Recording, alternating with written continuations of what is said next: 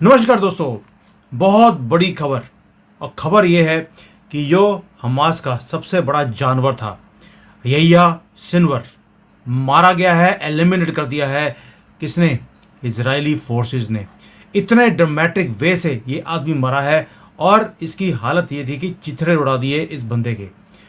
मैं बार बार बोलता हूँ मोदी जी को, मोदी जी आपको ये काम जो इसराइल कर रहा है ये आपको भी करना पड़ेगा।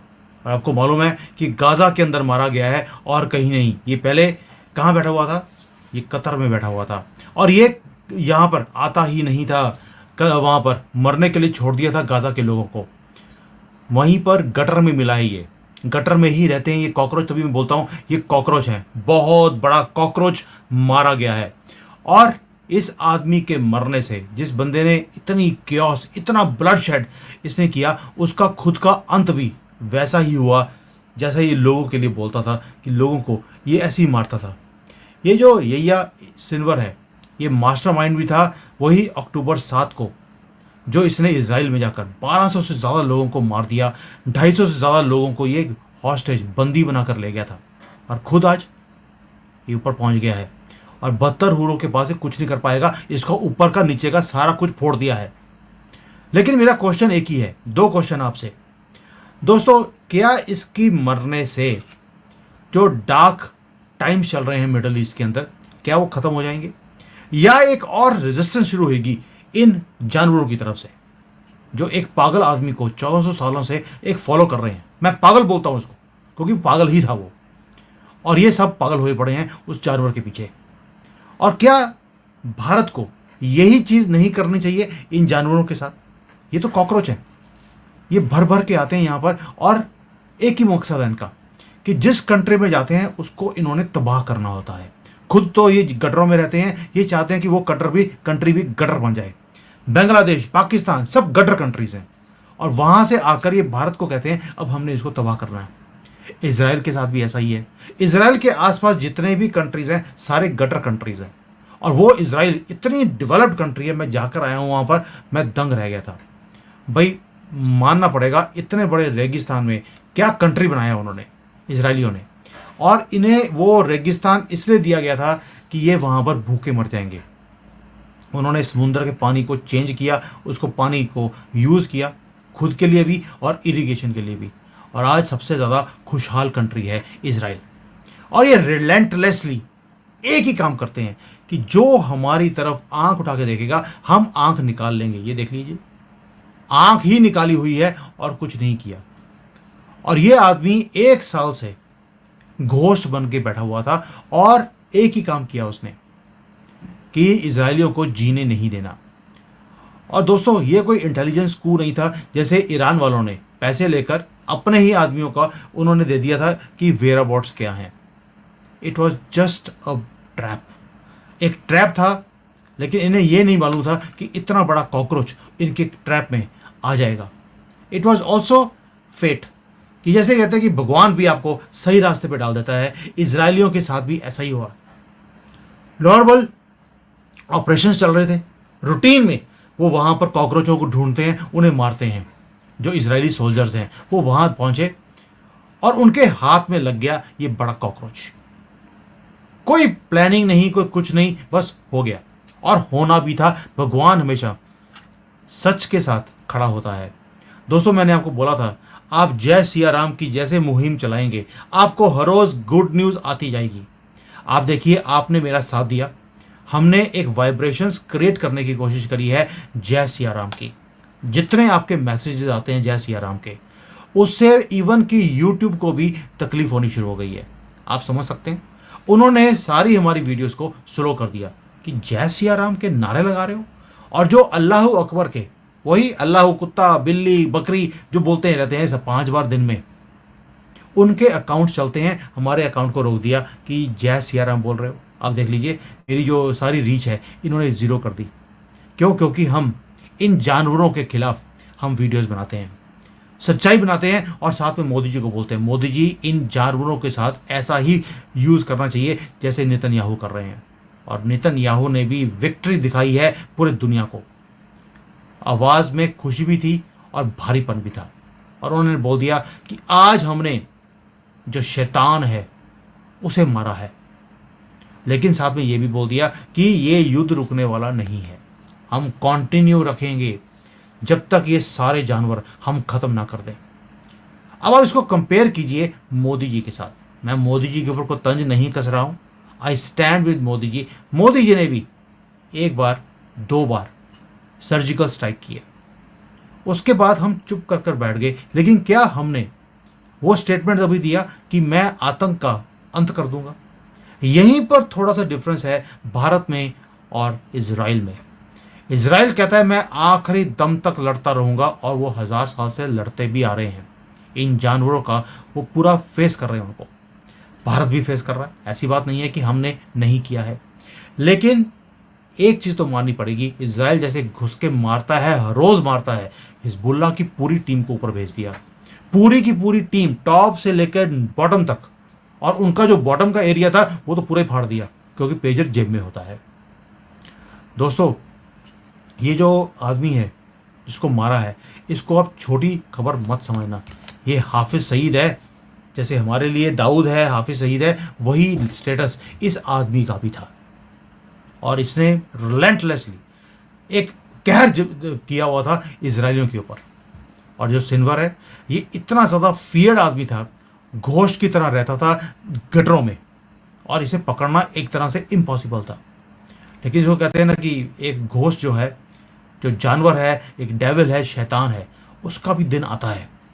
और जैसे ही इसकी मरने की खबर आई है, पूरे मिडल ईस्ट के अंदर सन्नाटा आ गया है।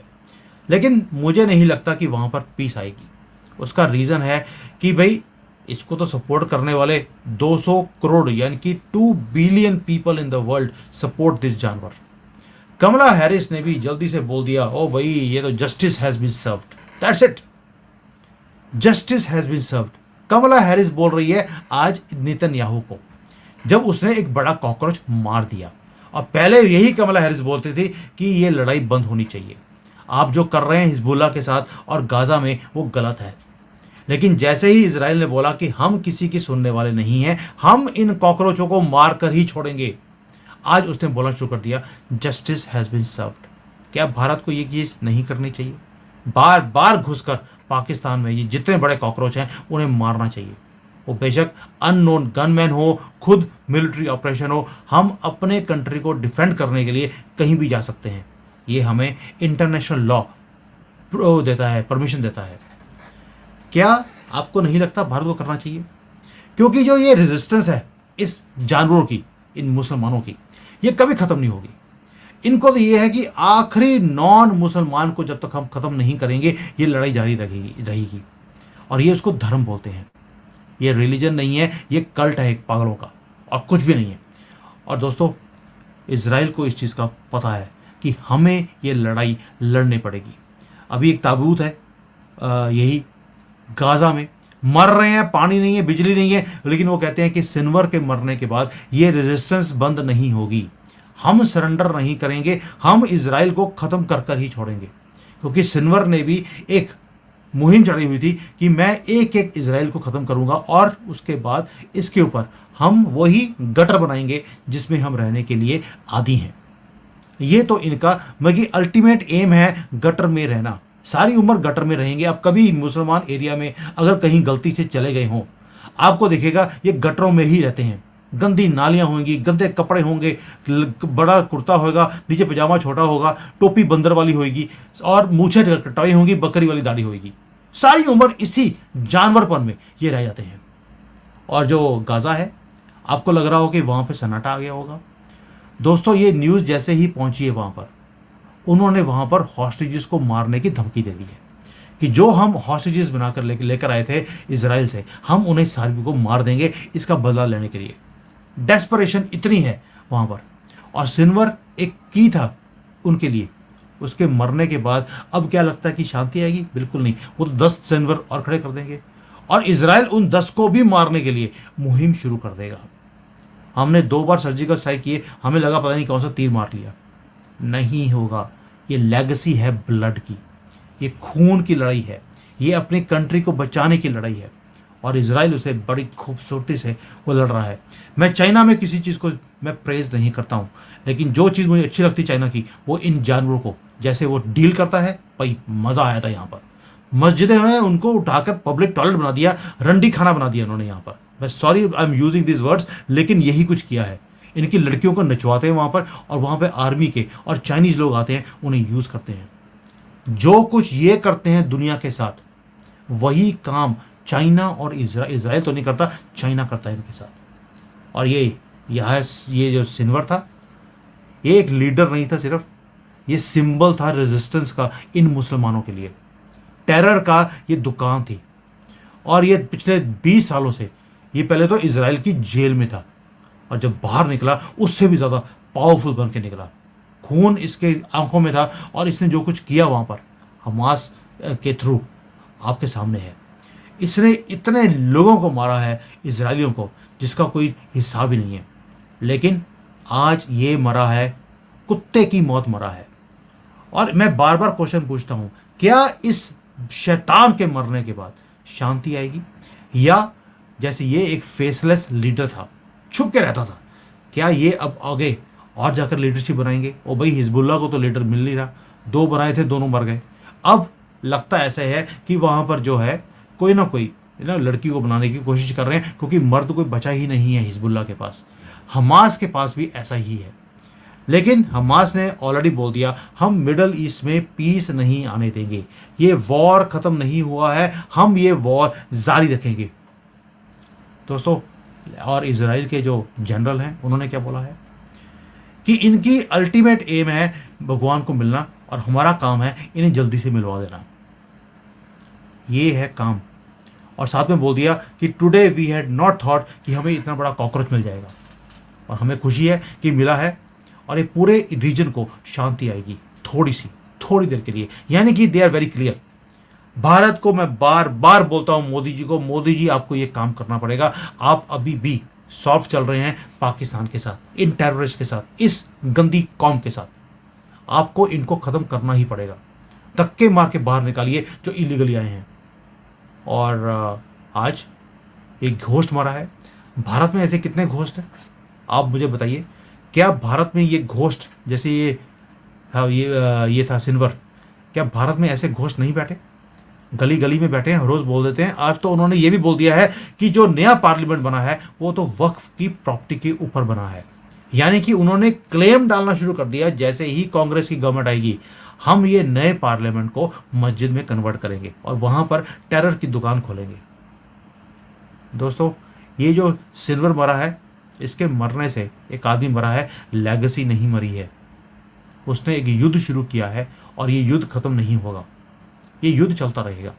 और ये इजरायली सोल्जर्स को पता है कि हमें डीप घुर में घुसकर एनिमी की टेरिटरी में हमें बार बार इनको खत्म करना है। दुनिया वॉच कर रही है, सांसें रुकी पड़ी हैं कि इजराइल अब क्या करेगा। और मेरा क्वेश्चन बार बार एक ही है, is it the beginning of the end और the end of a beginning which this जानवर हैड स्टार्टेड?